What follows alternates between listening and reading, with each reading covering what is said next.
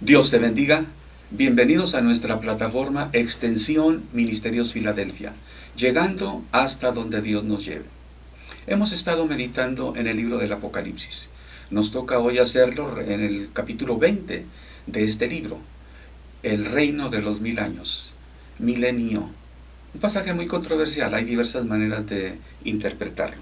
Pero vamos a leer el primer versículo. Dice: vi a un ángel que descendía del cielo, con la llave del abismo y una gran cadena en la mano, y prendió al dragón, la serpiente antigua, y lo arrojó al abismo, y lo encerró, y puso su sello sobre él, para que no engañase más a las naciones, hasta que fueran cumplidos 1000 años. Y después de esto debe ser desatado por un poco de tiempo. Y vi tronos, y sobre ellos se sentaron los que recibieron facultad de juzgar. Pero los otros muertos no volvieron a vivir, hasta que se cumplieron 1000 años. Esta es la primera resurrección. Bienaventurado y santo el que tiene parte en la primera resurrección.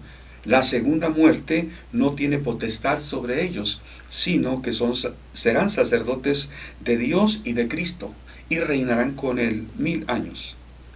Cuando los 1000 años se cumplan, Satanás será suelto de su prisión y saldrá a engañar a las naciones que están en los 4 ángeles de la tierra, a Gog y a Magog. Y subieron sobre la anchura de la tierra, y rodearon el campamento de los santos y la ciudad amada.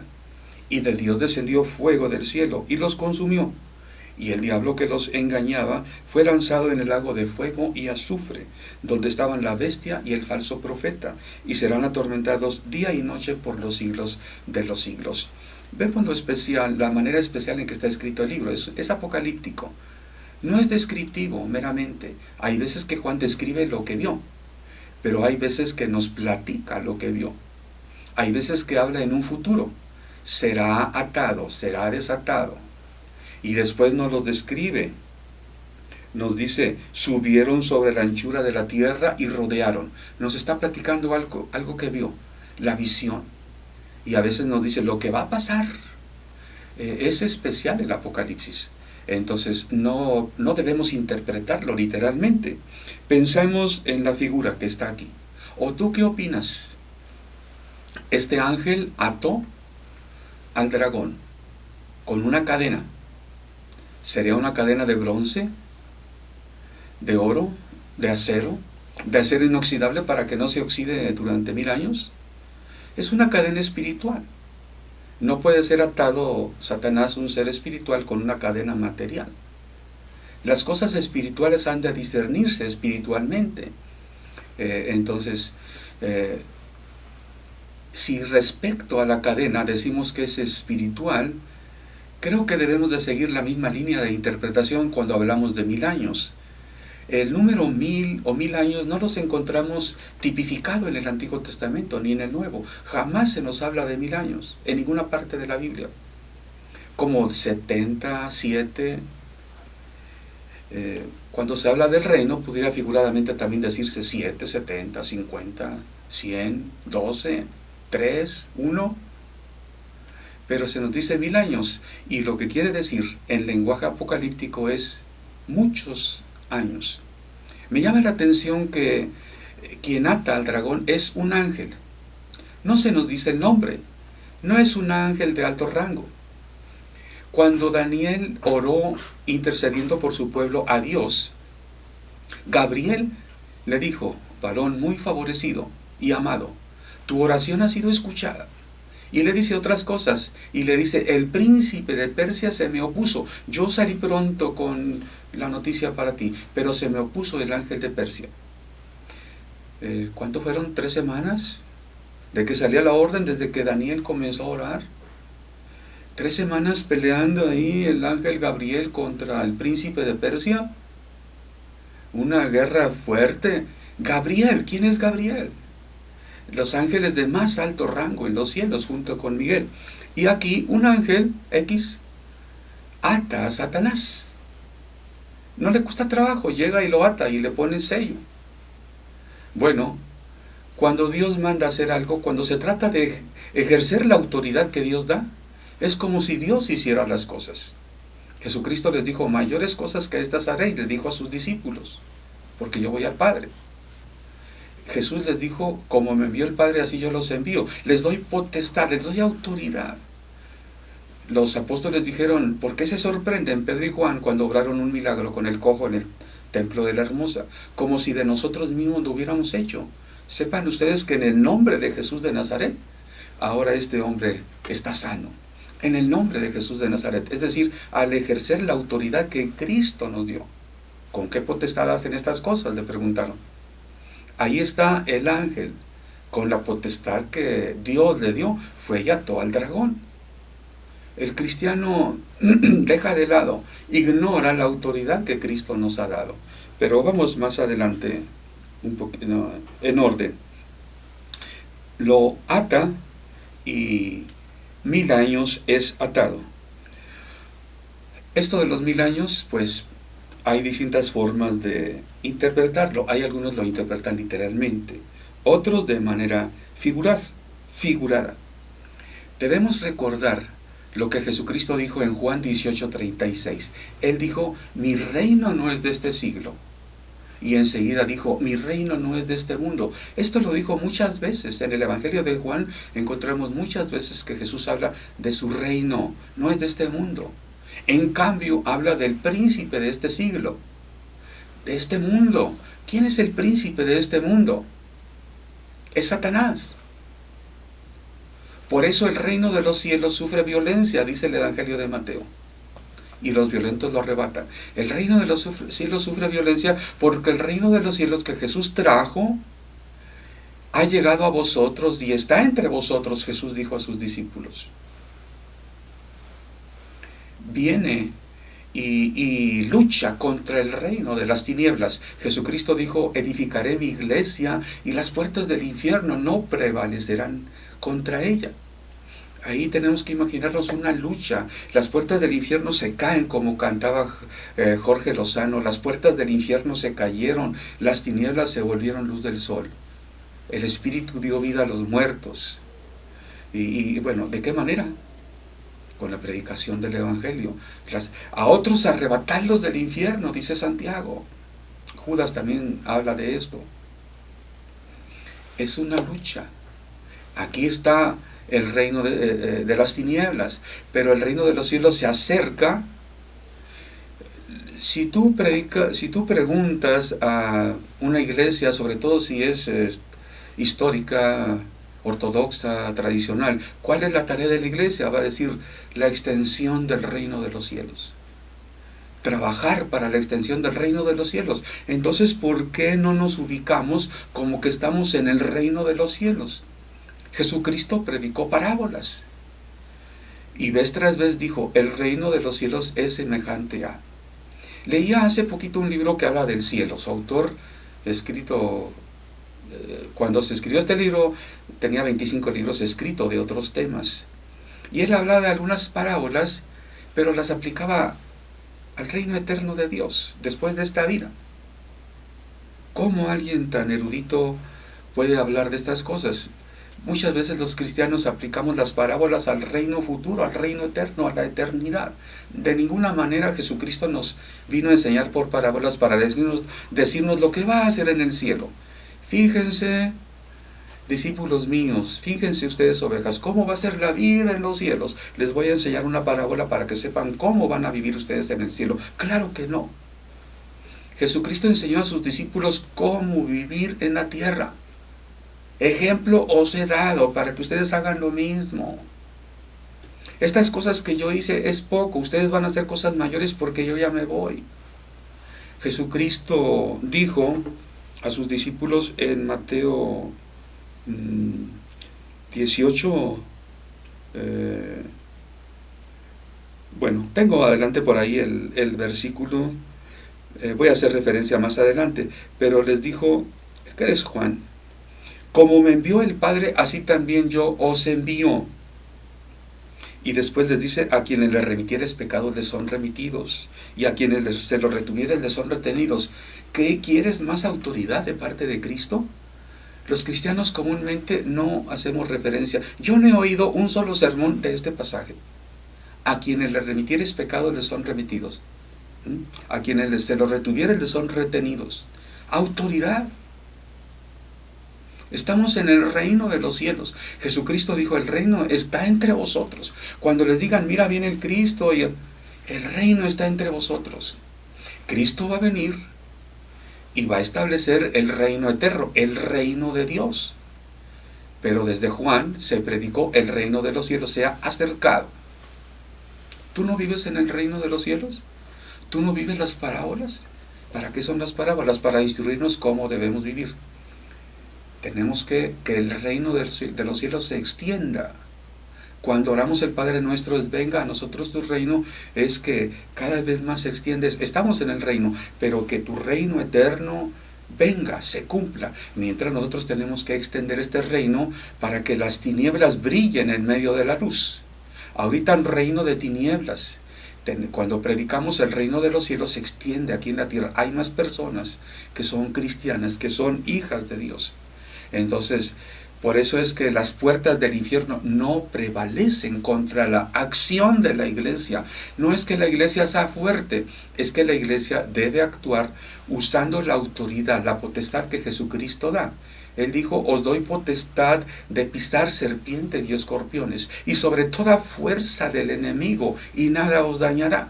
Sobre toda fuerza del enemigo. Es por eso que un ángel viene y ata al dragón, porque Dios le da la autoridad para atarlo. No es como Gabriel, que con la fuerza que él tiene, viene y con un mensaje y le ataca el príncipe de Persia con toda su fuerza, de manera que demora la tarea de Gabriel. No, aquí se trata de que la autoridad se use, no la fuerza de ángel contra ángel demoníaco, no. En la obra cristiana, nosotros como cristianos tenemos que ejercer la autoridad que Cristo nos da. Por eso Pablo dice, cuando soy débil, entonces soy fuerte. Por eso la Biblia dice vez tras vez que nos fortalezcamos en el Señor y en el poder de su fuerza. Malamente el cristiano a veces le pide fuerza al Señor, que me dé fuerza. No, ¿para qué quieres fuerza? ¿Para enfrentarte a quién? Que el Señor nos fortalezca. Somos débiles. Que el Señor nos fortalezca. Fortalecernos en Él. Bueno, vamos adelante. Hay algunas interpretaciones respecto al milenio, que interpretan a veces literalmente. Por ejemplo, los postmileniaristas dicen que Cristo va a venir después de un reino milenial. Ese reino milenial va a lograrse gracias a la predicación del Evangelio y la obra del Espíritu Santo. Como el Evangelio lleva la paz, transforma a las personas, va a extenderse por todo el mundo al grado que se va a establecer un reino de paz que va a durar 1000 años, y después va a venir Cristo a establecer el reino eterno. Son los postmileniaristas. Los premileniaristas dicen no, Cristo va a venir primero y va a establecer un reino terrenal de 1000 años. Bueno, yo no estoy de acuerdo ni con una ni con otra.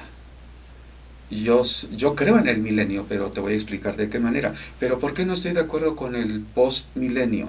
Que la predicación del Evangelio lleve a un clima de paz y después venga Cristo. Bueno, es que la Biblia dice, tenemos que tomar en cuenta lo que la Biblia dice literalmente, que el mal aumentaría, el pecado aumentaría. Aún la fe de muchos cristianos se enfriaría, muchos apostatarían. Entonces así no es posible que los cristianos llevemos a un reino milenial. Lo que mencioné hace un momento, Jesucristo dijo, mi reino no es de este mundo. Él no dijo, mi reino se va a tardar un poquito de tiempo. No, mi reino no es de este mundo, o sea, no va a aplicar aquí. No es de aquí, se los repitió de esta manera. Los que dicen premileniaristas, Jesús va a venir a establecer un reino terrenal. 1000 años, un reino terrenal. Bueno, lo curioso de la simbología es que después de esos 1000 años, todas las naciones van a hacerle guerra a Israel. Podemos imaginar, mira, el pueblo de Israel tiene 72 años como nación, de que tuvo de nuevo una patria, una tierra, y ahí comenzó desde el principio, y hoy es una gran nación. ejemplo en muchos aspectos, en la ciencia, la tecnología, las humanidades, la medicina, aún lo que es el ejército y otras cosas, en 72 años. Ahora imagínate, bueno, y ellos no viendo a Jesús como Mesías, solamente algunos convertidos. Ahora imagínate Cristo reinando 1000 años. ¿Qué lograría una nación con Jesucristo reinando 1000 años? Un mundo globalizado por 1000 años, Cristo a la cabeza y sus santos reinando. ¿Podemos imaginar que después de semejante ejemplo a las naciones, se atreverían las naciones a ir a hacerle guerra a Jesús? Si interpretamos literalmente, yo no puedo aceptar la idea premilenialista por esa razón. ¿De qué serviría entonces un reino milenial? ¿De ejemplo a las naciones para que lo sigan? Pues de acuerdo a esta interpretación, no. Para dar el gusto a los cristianos de reinar terrenalmente, ¿qué valor tiene un reino terrenal si vamos a un reino eterno? Así sean 1000 o 10.000 años, un reino terrenal no tiene valor. La vida en este mundo no tiene valor. Tenemos una ciudadanía en los cielos. ¿Para qué retener y esperar ir a reinar a los cielos? ¿Para qué quedarnos aquí? Si estamos aquí 1000 años, pues de una vez aquí le seguimos. Es por eso que creo que lo de 1000 años es simbólico. Yo creo en el milenio, pero para mí el milenio es como piensan muchos amileniaristas. El reino lo estamos viviendo aquí. Lo que Jesús dijo, el reino está entre vosotros. Por eso el Señor nos enseñó a vivir en el reino de los cielos. Por eso dijo que a muchos sería difícil. Por eso dijo que muchos eran primero, muchos que otros. Que debían de llegar y ser primeros, llegan otros primeramente. Él se estaba refiriendo a lo que ya estaba sucediendo cuando Él vino y a lo que sucederá hasta que Él venga de nuevo. El reino de los cielos que llega, se asienta aquí y en la tierra se establece su reino, en medio de que está el reino de las tinieblas, en esa lucha hasta que Él venga. El reino, bueno, para mí eso es el reino de los cielos. Jesucristo dio autoridad. Jesucristo le dijo a sus apóstoles: ¿no sabes que ustedes van a gobernar sobre las 12 tribus de Israel? ¿Podemos imaginar a los patriarcas? ¿Podemos imaginar eternamente que los 12 apóstoles están gobernando en los cielos? Yo creo que se está refiriendo a, por ejemplo, la iglesia fue edificada sobre el fundamento de la iglesia es la doctrina de los apóstoles. Es decir, los apóstoles están ahí. Si un judío se arrepiente, así sea descendiente de Leví, de Benjamín, de Aser, de quien sea, de las tribus de Israel, tiene que entender la doctrina que asentaron Pedro, Juan, Jacobo y los demás apóstoles. Simbólicamente dice que en el templo los cimientos tienen los nombres de los 12 apóstoles, o las puertas. Bueno, Dios lo que está enseñándonos es que sus siervos somos y debemos ser siervos. Aquí se sientan a juzgar en este reino milenial los santos que no recibieron la marca de la bestia. Aquellos que ya no tienen la segunda muerte poder sobre ellos. Son los que resucitaron. Bueno, yo quiero preguntarte, ¿cómo se le dice a los cristianos cuando recién se convirtieron? ¿Qué dice un cristiano cuando testifica? Yo nací de nuevo. ¿Qué quiere decir nacer de nuevo? Es que estaba muerto. Nací una nueva vida. Somos bautizados con Cristo, somos sepultados juntamente con Él por el bautismo, para que como Cristo resucitó, nosotros también andemos en una vida nueva. Es una forma de decir resucitar, vida nueva, nacer de nuevo. Para mí son suficientes las figuras para que podamos entender quiénes son los que están reinando con Cristo. Quiénes son los que están, y al decir reinando, al decir un trono es una manera figurada. Lo que aplica, ¿qué hace el rey ahí sentado? Gobierna, dirige, dice cómo deben de ser las cosas para que así se hagan. Ya desde Isaías el profeta en el capítulo 44, Jesús dice, le habla a Jacob, Jesurín, mi amado recto, el amado y recto, mira, yo te escogí, desde el principio te escogí, te di por luz a las naciones.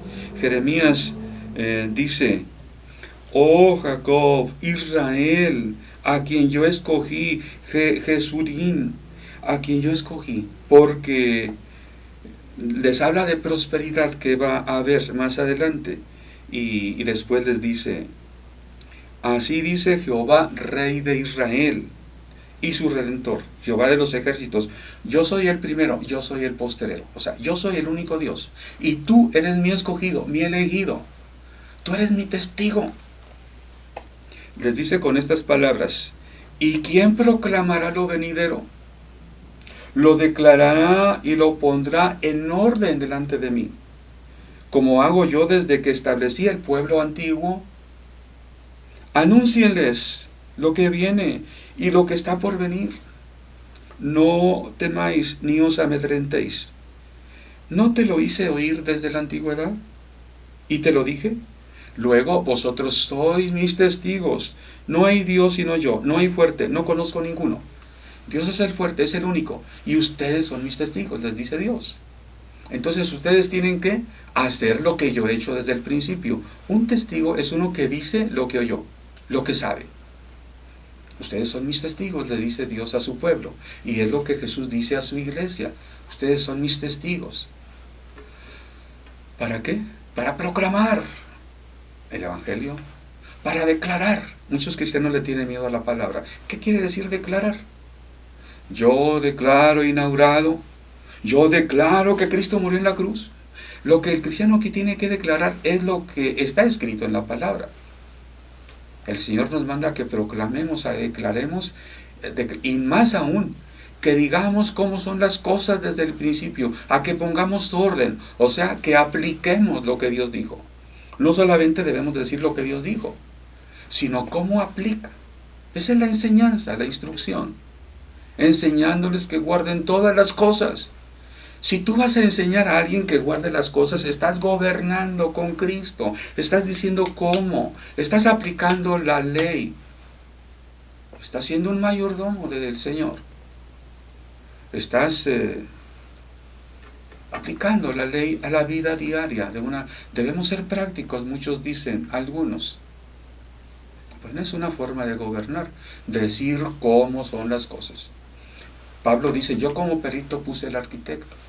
Y les dice y les enseña, y con toda paciencia, y a algunos les ruega, y a otros los reprende lo que hace falta. No cabe duda que la tarea de gobernar es pesada. Muchos dicen que un gobernador es un servidor. Jesucristo les dijo, miren, en este mundo los príncipes se señorean sobre los demás. Pero no será así entre vosotros, sino que el mayor será como el que sirve. Jesucristo les está diciendo, yo los estoy poniendo y ustedes son mayores. Los estoy mandando para que digan cómo, cuándo y de qué manera. Así como dice Jeremías, como Dios quiere, Él llama. ¿Quién irá? Bueno, entonces los cristianos tenemos que aplicar y usar esa autoridad que el Señor nos mandó. Y Jesús les dice, el mayor va a ser como el que sirve. ¿Cómo debes pastorear Timoteo con las instrucciones de Pablo? Míralos como hermanos, míralos a los ancianos como a padres, siendo tu ejemplo, siendo ejemplo de la grey. Pero ahí tiene que estar. Esto enseña y manda y reprende con sana doctrina, le dice Pablo a Timoteo. Ninguno te menosprecie. Tú estás gobernando, tú estás ordenando, tú estás diciendo, aunque le dice, siendo ejemplo de la grey, es que has de usar esa autoridad que el Señor te da. Porque es el Señor el que puso a unos, aquí, acá y allá. ¿Para qué nos pone el Señor en un ministerio? Para decir cómo, para gobernar, como siervos. Él nos dio el ejemplo, Él era el Señor, sin embargo vino a servir. Tristemente el cristiano no piensa quién es el mayor, para sujetarme, para obedecer, para ayudarle, para apoyarle, ¿no? El día de hoy todos somos iguales. En muchas iglesias no hay pastores, hay fulano, hay sutano, ¿cómo estás? ¿Dónde está la teología neotestamentaria? ¿Dónde está el orden bíblico? ¿Dónde está el que aún nos puso el Señor primero y luego primero? Leía una vez el comentario de alguien que se oponía a la autoridad pastoral. Decía, es que el pastor es un ministro, como todos somos ministros. Él no tiene autoridad. Y decía, Hebreos capítulo 13, que dice obedecer a vuestros pastores, ahí no dice obedecer a... No usa la palabra poimenois, no dice. Dice, peoteste tois egoimenois. No dice poimenois, no dice pastores. Por eso muchas veces se traduce líderes. Bueno, ¿y qué quiere decir egoimenois? Bueno, la Biblia lo traduce como guiador, príncipe, gobernador y a veces como pastor. Viene de hegemón. ¿Y qué quiere decir hegemón? Presidente, príncipe. Bueno, no obedezcas a tu pastor, obedece al príncipe. ¿Y quién es el príncipe? Pues ese que no le quieres llamar pastor. Qué curioso, ¿verdad? Aún los que tienen autoridad no la usan. Ninguno te menosprecie. ¿Por qué podía ser menospreciado Timoteo? Porque a Timoteo quería decir ¿cómo? Ah, ¿tú nos quieres enseñar, jovencito? Cuidado con la anarquía. Bueno, hay un reino que el Señor Jesucristo vino a establecer. Aún antes de que se fuera le dijo a Pedro, pastorea mis ovejas, apacienta. ¿Y qué quiere decir eso? Cuídalas, míralas, ve lo que es mejor, dale lo que es mejor. Las ovejas cuando creen que conocen se descarrían. Van para allá, van para acá. ¿Cuánto necesitamos todos ser pastoreados? Y los pastores pastoreados por el príncipe de los pastores. Bueno, todo esto habla de autoridad. Le tenemos temor a la palabra autoridad. Bueno, no se trata de que te enseñorees, no se trata de que digas yo mando, no, se trata de que tú sirvas. Entre vosotros, el mayor, Jesucristo dice que va a haber mayores. Pero ese mayor tiene que vivir como el que sirve, como el menor. Cada uno mirando a los demás como superiores a él mismo. Tristemente no hay mayores ni menores. Hasta en el mundo secular se habla y terapias de recuperación, de apoyo, tienen un hermano mayor. Alguien que me dice, todos necesitamos un hermano mayor. Hoy es el día del hermano mayor, dicen luego en el mundo. Ay, mi hermano fulano me dijo, me apoyó, me aconsejó. El pastor es un hermano mayor. Mayor en experiencia. Yo como perito arquitecto puse el fundamento. Ve a cada uno por sí mismo cómo edifica. No se trata de robar el libre albedrío, la libertad. No se trata de enseñorearse, se trata de usar la autoridad. Que estemos sujetos a autoridad. Jesucristo alabó la fe del centurión, que dijo, yo sé lo que es la autoridad. Los cristianos de hoy día no saben lo que es la autoridad. Por eso nos cuesta trabajo pensar en un reino aquí. Pero el Señor nos ha mandado con esa autoridad, ¿para qué? Echaréis fuera demonios. ¿Cómo vamos a echar fuera demonios si no usamos la autoridad? La autoridad que el Señor nos dio. ¿Por qué el cristiano muchas veces teme a lo que Satanás puede hacer en su vida? Porque no toma en cuenta que el Señor dice, os doy potestad para pisar serpientes y escorpiones, y sobre toda fuerza del enemigo. Hace falta el día de hoy que la iglesia ejerza autoridad para hacer luz, para decir, para declarar. Cerca de ti está la palabra, en tu boca y en tu corazón. Tenemos que creerlo y decirlo. Tenemos que usar la autoridad que el Señor nos dio. Bueno, creo yo que todo esto tiene que ver con el milenio. El capítulo que habla del milenio habla del juicio también del gran trono blanco. La próxima semana, si Dios me lo permite, estaré meditando un poco en este juicio. Algo muy importante. Que Dios nos dé sabiduría para vivir a la altura que el Señor nos ha llamado. Cristo es cabeza de la iglesia. Somos embajadores en el nombre de Cristo, embajadores del Rey. Gobernamos juntamente con Él. Cristo no está físicamente, materialmente en la tierra, está espiritualmente como cabeza de la iglesia. El mundo no ve a Cristo, ve a la iglesia. Debe conocer a Cristo a través de la iglesia. Eso es la iglesia reinando con Cristo. Dios te bendiga.